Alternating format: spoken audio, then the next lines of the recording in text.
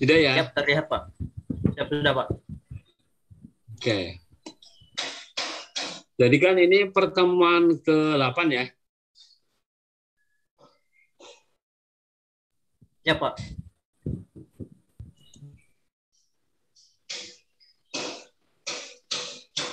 Oke.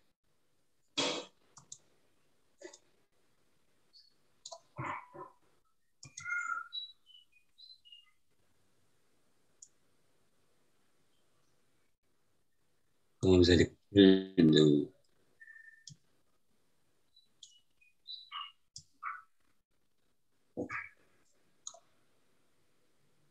Ya, kita mulai. Sebenarnya ini lanjutannya ya. Lanjutan daripada unsur-unsur utama ya. Jadi yang kemarin kan saya lihat unsur-unsur utama. Ya, unsur-unsur utama daripada metode ilmiah. Kalau saya bilang metode ilmiah adalah ya metode yang berdasarkan data gitu ya. Kan ada metode tentang penelitian yang tidak non ilmiah, artinya non ilmiah itu tidak bisa dipertanggungjawabkan gitu. Dengan dikatakan metode ilmiah ya, dengan menggunakan ilmiah itu ya metode yang hasilnya itu bisa dipertanggungjawabkan. Jadi unsur-unsur utama daripada metode ilmiah itu adalah satu karakteristisasi. Ya, jadi metode ilmiah bergantung pada karakterisasi yang cermat ya atas subjek investigasi. Dalam proses karakterisasi, ilmuwan mengidentifikasi sifat-sifat utama yang relevan dimiliki oleh subjek yang diliti. Selain itu, proses ini juga dapat melibatkan proses penentuan dan pengamatan. Ya, pengamatan yang dimaksud seringkali memerlukan pengukuran atau perhitungan yang cermat. Ya, tentunya ya apa dalam pengolahan data itu ya yang dimaksud di sini itu dengan satu formula. Kalau data yang digunakan juga harus betul divalidasi dan sebagainya. Ini maksud daripada sifat-sifat dari subjek yang diteliti. Ya, kita maunya meneliti tentang pola hujan di satu tempat, satu wilayah. Kemudian proses pengukuran dapat dilakukan dalam satu tempat yang terkontrol seperti laboratorium. Proses pengukuran yang sering memerlukan peralatan ilmiah khusus seperti termometer, probe dan sebagainya ya. Penemuan peralatan semacam itu, hasil pengukuran secara ilmiah biasanya ditabulasikan dalam tabel, digambarkan dalam bentuk grafik atau dipetakan, dan diproses dengan perhitungan statistika seperti korelasi dan regresi. Nah itu, jadi ada ciri daripada metode ilmiah atau karakter apa ya, sifat cirinya itu ya.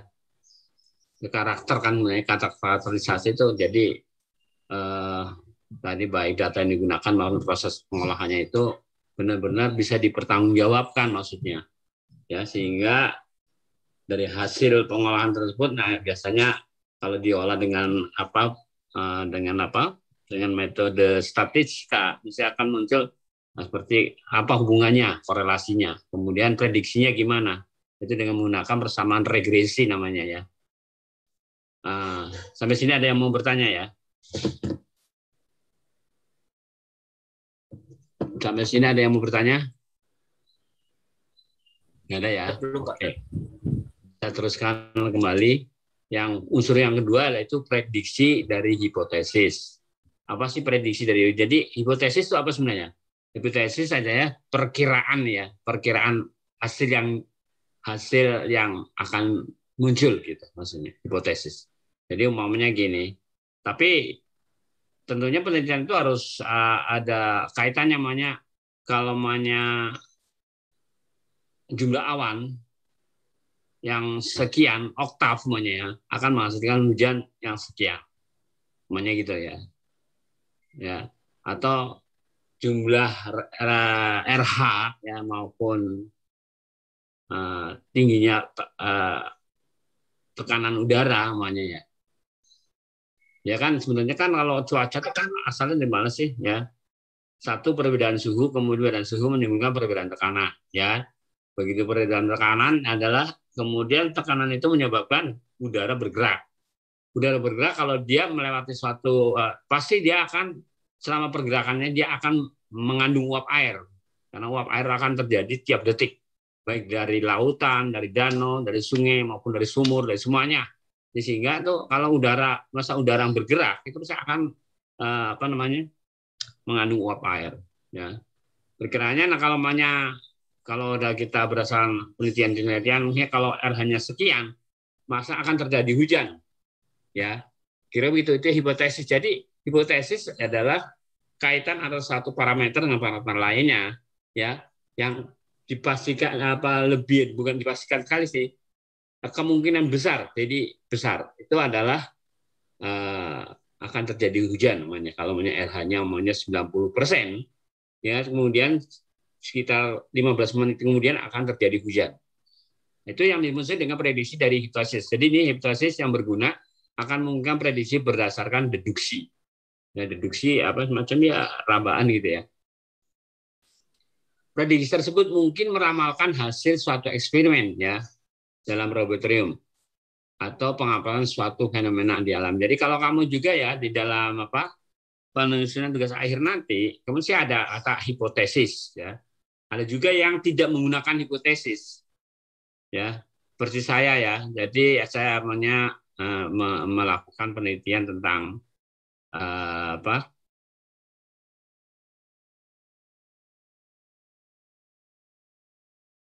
gangguan El Nino itu terhadap curah hujan. Jadi kita sudah meraba, maksudnya prediksi dari hipotesis itu kita bisa meraba kira-kira hasilnya akan demikian. Tapi ternyata tidak sesuai ya, tidak selalu sesuai dengan harapan kita. Jadi kita menghasilkan hipotesis kita diperkirakan A namanya hasilnya yang kita harapkan. Tapi ternyata di dalam perjalanannya setelah diolah dan sebagainya ternyata hasilnya B bisa terjadi. Ya, syukur-syukur memang kita harapkan kan hasilnya jadi A, ya kan? Begitu kita teliti ternyata hasilnya B bisa terjadi tuh. Jadi akhirnya meleset daripada hipotesis kita. Nah, berarti ada faktor lain mengapa gitu. Nah, itu yang kemudian nanti akan menjadi pertanyaan daripada penguji dan sebagainya. Dari sini ada yang bertanya tentang prediksi dari hipotesis.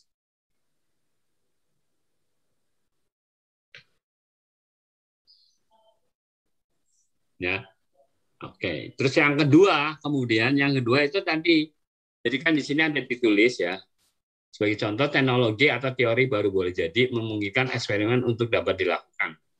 Jadi kalau nggak ada kaitannya antara variabel X dengan variabel Y, ya kemungkinan kita tidak bisa, nggak ada hubungannya. Contohnya gini lah, RH namanya dengan suhu tanah namanya, ya RH di udara dan suhu tanah kan ada hubungannya kurang, sehingga tidak bisa dilakukan. Kalau suhu tanahnya sekian akan terjadi hujan.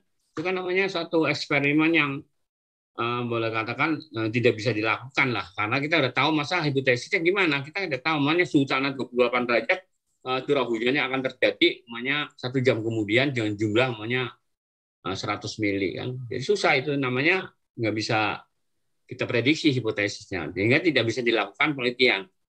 Itu kira-kira tentang prediksi dari hipotesis. Kemudian eksperimen kan percobaan ya. Setelah prediksi dibuat, hasilnya dapat diuji dengan eksperimen. Jika eksperimen bertentangan dengan prediksi, maka hipotesis yang tadi katakan eksperimen ternyata dilakukan, tapi ternyata hipotesisnya tidak sesuai dengan prediksi. Tadi prediksinya A ya, prediksi hipotesis A, kemudian munculnya hasilnya B.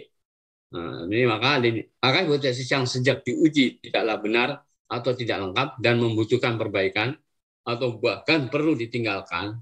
Jika hasil eksperimen sesuai dengan prediksi, maka hipotesis tersebut boleh jadi benar, namun mungkin salah dan perlu diuji lebih lanjut. Jadi kalau memang salah nanti perlu diuji dengan lanjut. Jadi udah ada relevansinya antara faktor X dan Y. Sesuai dengan kita terus kemudian kita prediksi hasilnya akan jadi Z temannya. Ternyata tidak menghasilkan Z. Nah, itu mungkin perlu diajukan, perlu diuji kembali. Ya. Tapi sudah jelas-jelas antara variabel X dan Y itu ada relevansinya. Ya. namanya dengan suhu sekian ya, maka namanya curah hujannya dengan RH ya. Nah, kemudian akan terjadi hujan. Jadi akan ada, kita tahu bahwa ada regresi linear sama multi regresi ya. Jadi variabel bebasnya lebih dari satu. Kalau maunya regresi biasa aja, persamaan regresi biasa itu biasanya variabelnya itu cuma 2 X dan Y. Tapi kalau multi regresi, kan ada persamaan multi regresi. Kalau udah pernah dapatkan statistika, yang ngajar statistika siapa? Halo? Ini ada Rofi nggak, Rofi? Coba tolong ya, coba dimunculkan semua deh ya. Apa namanya di apa?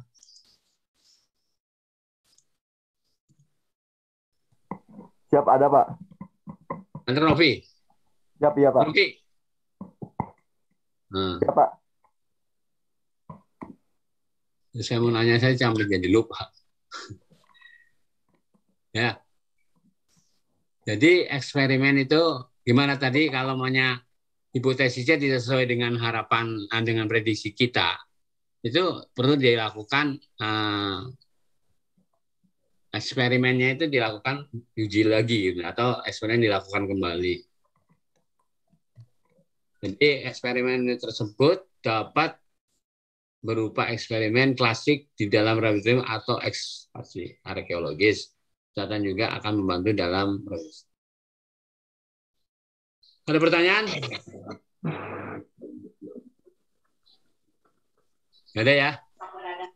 Izin Pak, izin bertanya Pak. Ini saya kok agak susah kalau dengan ini ya. Kalau saya coba Hafiz, kalau kita menampilkan semua ini semua peserta di mana ya?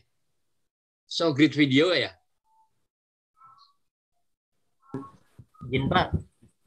Ya kalau itu saya kurang tahu, tapi kayaknya setelah keluar dari yang dipresentasikan ya? Kayaknya mungkin bisa Pak.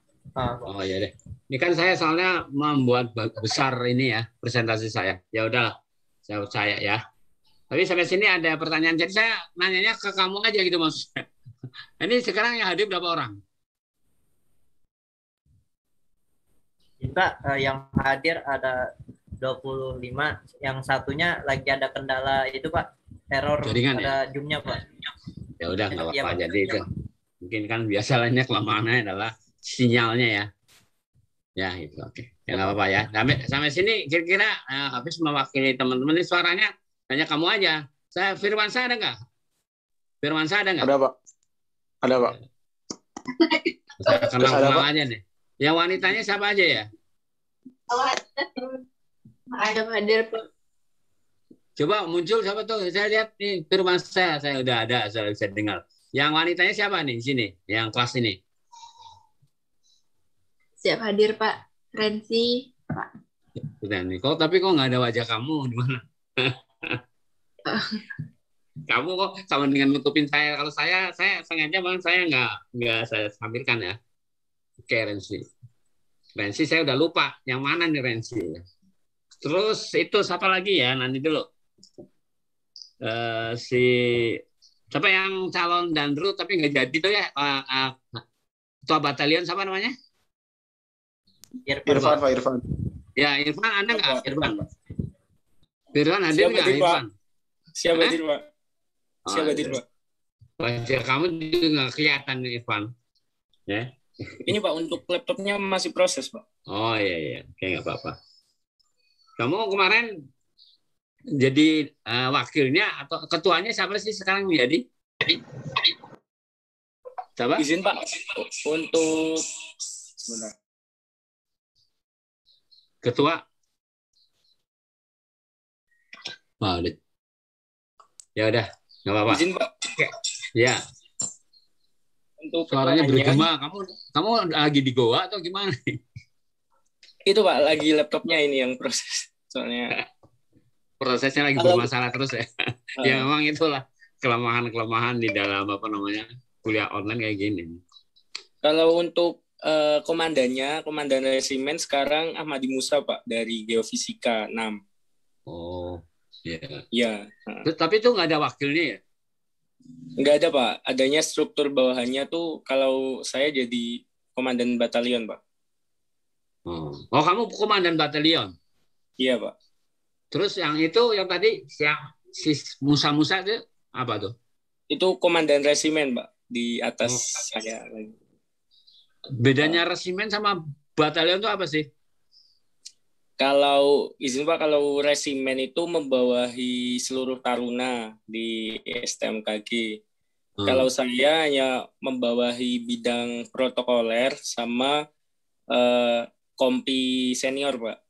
Oh, Iya. karena saya dulu pernah kehilangan ya, kalung 2 juta dulu di STMKG itu ya. Saya gantung di pintu kamar mandi. Saya terus mental komandan batalion pada saat itu siapa nggak tahu lupa. Tapi nggak ketemu sampai saat ini, nggak apa-apa lah. Mungkin itu bukan rezeki saya. Baik ya, kita kembali lagi ya. Tadi adalah unsur-unsur utama daripada metode ilmiah ya. Kita lihat tadi ya tentang unsur-unsurnya mulai dari karakterisasi ya, kemudian prediksi dari hipotesis, kemudian eksperimen. Nah, sekarang langkah-langkah operasional metode ini ya, kurang. Metode itu maksudnya metode ilmiah. Ya. Berikut langkah-langkahnya. 1, perumusan masalah. Kemudian penyusunan hipotesis atau kesimpulan sementara. Oh ya, di kata lain daripada hipotesis itu kesimpulan sementara. Sebelum kita mulai melakukan penelitian, kita sudah bisa mengambil kesimpulan sementara gitu. Jadi prediksi hasil gitulah. Prediksi hasil sementara. Kemudian yang ketiga adalah pengujian hipotesis. Jadi kalau sudah menghasilkan suatu eksperimen dari eksperimen itu kita bisa melakukan pengujian nanti ya. Nanti satu persatu akan dijelaskan. Kemudian kedua adalah penyusunan kesimpulan, dan yang terakhir adalah melakukan pengujian ulang.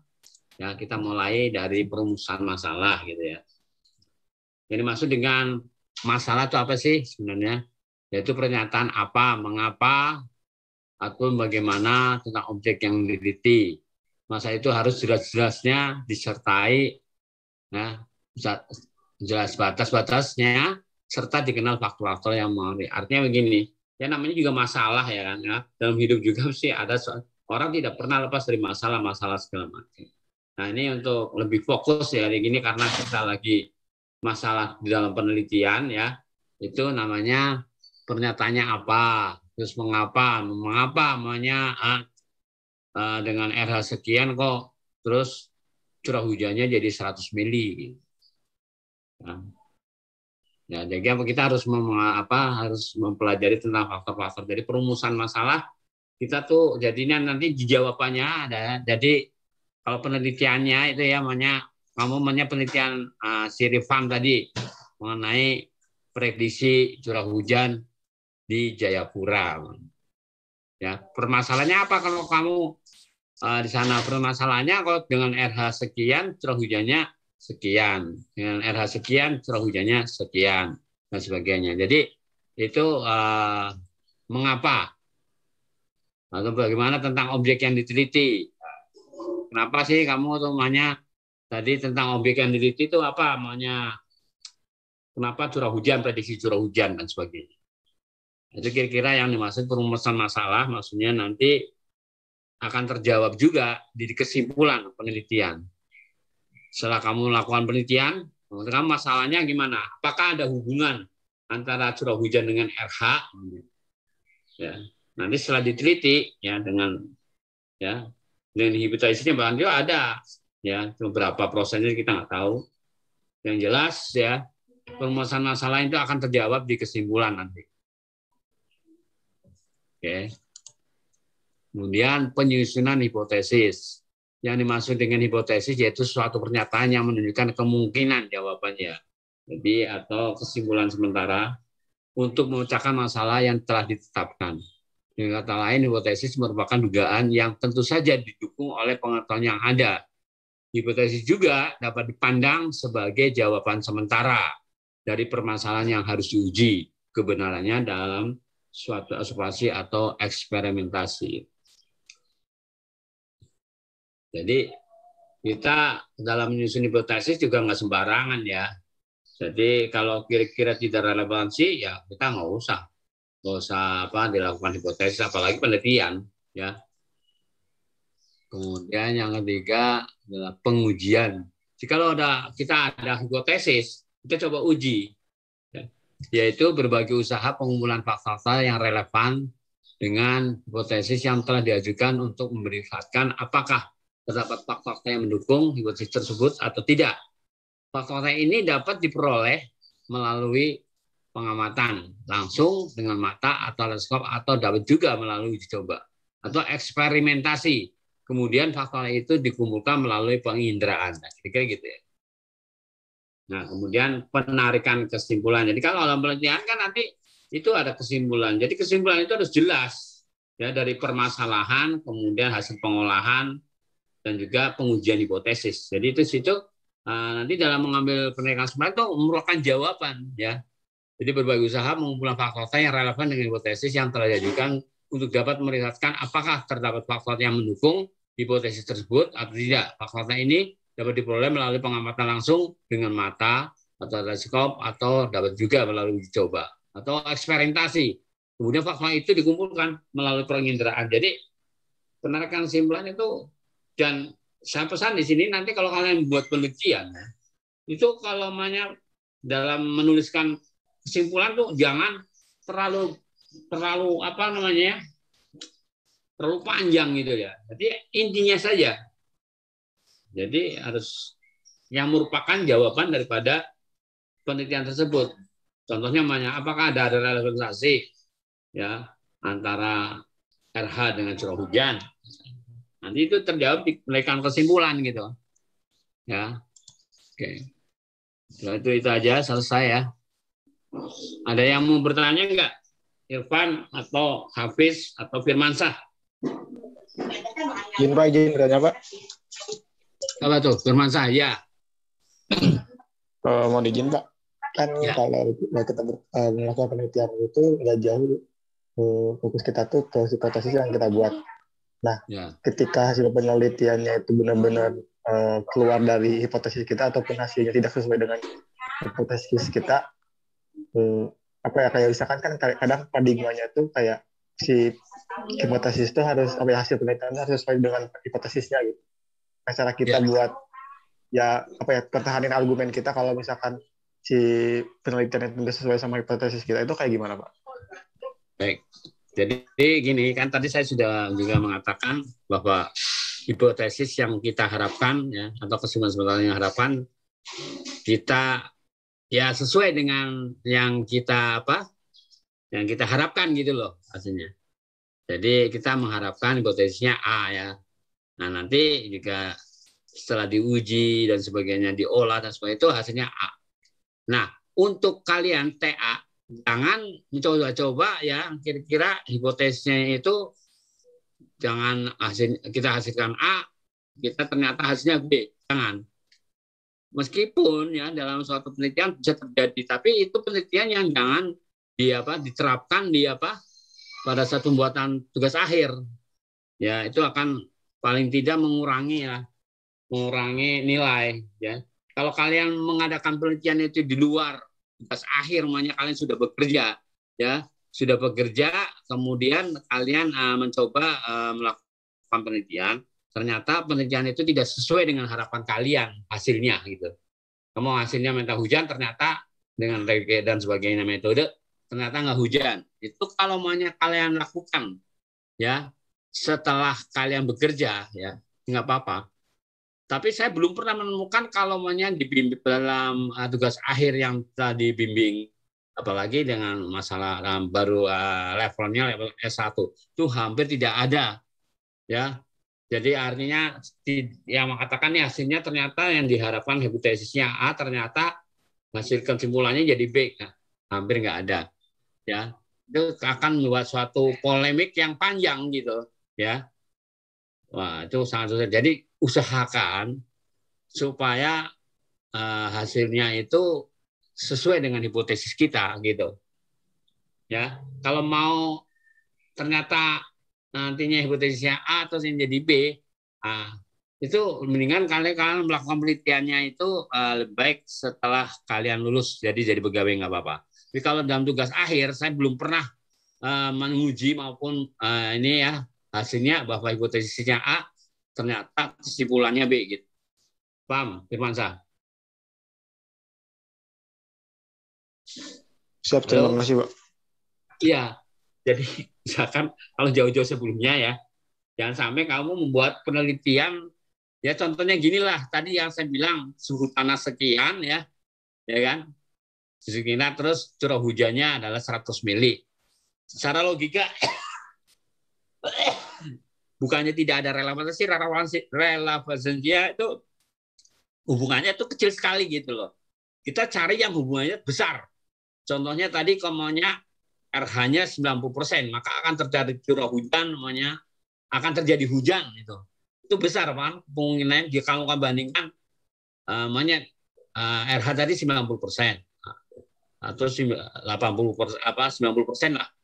Itu untuk terjadinya hipotesis terjadinya hujan itu kan besar ya.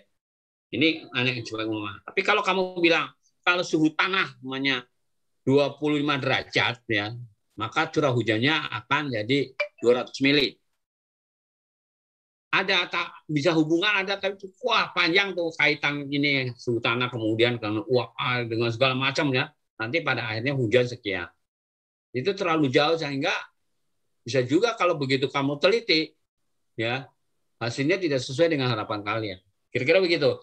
Nah, itu bisa dilakukan kalau nanti kamu setelah bekerja saja, jangan pada saat pada saat kuliah seperti ini. Ya, kalau dari seperti ini kamu mesti akan panjang pertanyaannya dari ini dari penguji. Dan kamu pun akan melakukan hal-hal yang menjadi panjang gitu. Oh ya, Firmansyah. Halo. Firman.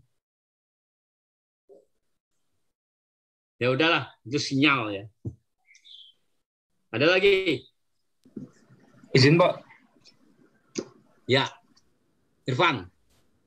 Izin, Pak. Berarti kalau misal dalam pembuatan kesimpulan gitu ya, Pak ya, itu harus menjawab keseluruhan dari rumusan masalah atau juga dapat di luar rumusan masalah, Pak? Itu sih, Pak. Terima kasih. Ya jelas. Jadi menjawab rumusan masalah sama tujuan penelitian, setelah itu nanti tertuang di kesimpulan. Ya. Itu pasti. Soalnya ada kait-mengait rumusan masalah dengan tujuan penelitian mesti ada. Terus dari tujuan penelitian nanti jawab ya berkaitan itu dari permasalahan kemudian tujuan penelitian ya. Dengan permasalahan apa terus caranya dengan melakukan tujuan penelitian dia ada di dalam penelitian akan ini untuk memastikan ada hubungannya enggak, Mas. Terus kemudian nanti dari tujuan penelitian hasilnya itu ada di kesimpulan begitu. Jadi nggak mungkin dia di luar permasalahan. Jadi di permasalahan cuma nggak langsung permasalahan langsung dengan di kesimpulan langsung dijawab itu. Jadi kait-kait aja. Tapi yang jelas kalau yang kaitan langsung ya itu tujuan penelitian itu jawabannya di kesimpulan. Tapi kalau permasalahan tidak langsung gitu. Jadi permasalahan kaitannya dengan tujuan penelitian, kemudian tujuan penelitian baru kesimpulan. Itu kira-kira, Irfan. Paham nggak? Paham, Mbak.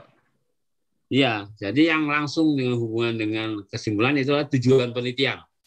Nah, tujuan penelitian itu muncul dari permasalahan gitu. Kan orang biasanya penguji itu ngelihat dari tujuan penelitian aja, dibuka tujuan penelitian langsung ke kesimpulan. Terjawab nggak tujuan penelitian punya ada hubungan antara RH dengan curah hujan. Nah, kamu di kesimpulan langsung ya kan di tujuan penelitian akan dilakukan tujuannya dari penelitian adalah untuk mengetahui seberapa jauh hubungan antara RH sama curah hujan. Nah, terus di kesimpulan terjawab dengan RH sekian ternyata ada curah hujannya sekian dan sebagainya. Itu kira-kira begitu.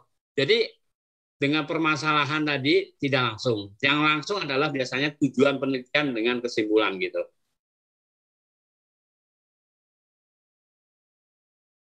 Gimana, Van?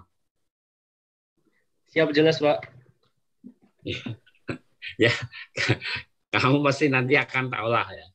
Nah, jadi itu masih kalau penguji, misalnya saya cukup kalau uji pengen tahu nih, coba tujuan penelitiannya apa? Cuma 3 poin ya. Ada 3 poin. Nah, di simulannya juga harus ada 3 poin itu. Ya. Jangan umumnya tujuannya cuma 2 poin, tapi jangan buat begitu. Jadi kesimpulannya 5 poin. Wah, kemana-mana nanti. Mendingan kalau maunya di tujuan penelitian ada 3 poin, simpulannya juga 3 poin aja tentang nanti berkembang ya. Penjelasannya berkembang dan sebagainya nggak ada masalah. Jadi harus 3 poin. 1 ya ada di kesimpulan jawabannya 1. Nomor 2 di kesimpulan juga jawabannya nomor 2. Di apa? Di tujuan penelitian nomor 3 kesimpulannya jawabannya di kesimpulan nomor 3 gitu. Mana? Yang wanitanya mana? Yang wanita nggak bertanya itu. Siapa itu tadi?